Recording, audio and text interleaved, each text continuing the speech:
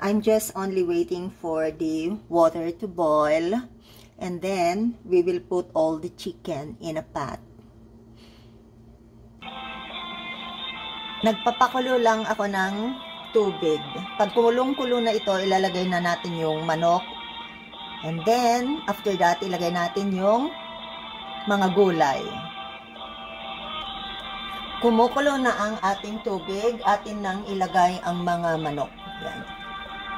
Lagay natin lahat.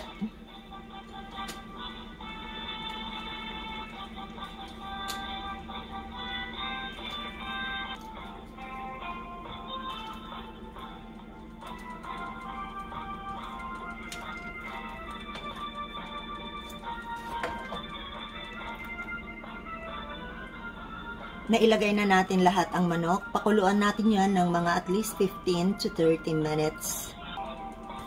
Ating takpan ulit. Yan. Ito yung ating gulay. Pansahog natin dun sa manok.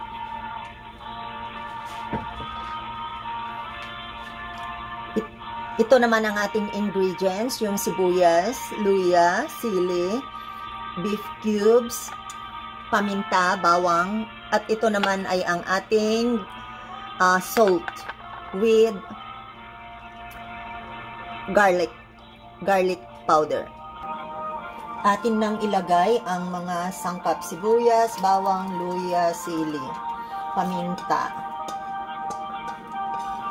Pakuloan lang natin ulit siya.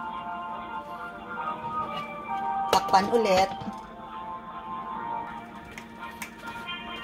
Atin na rin ilagay ang celery, carrots, ito carrots,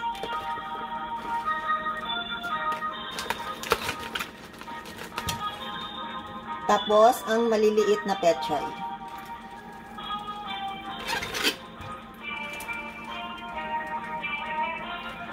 Takpan natin ulit at ayan. Hintayin lang natin maluto yung gulay and we're all done.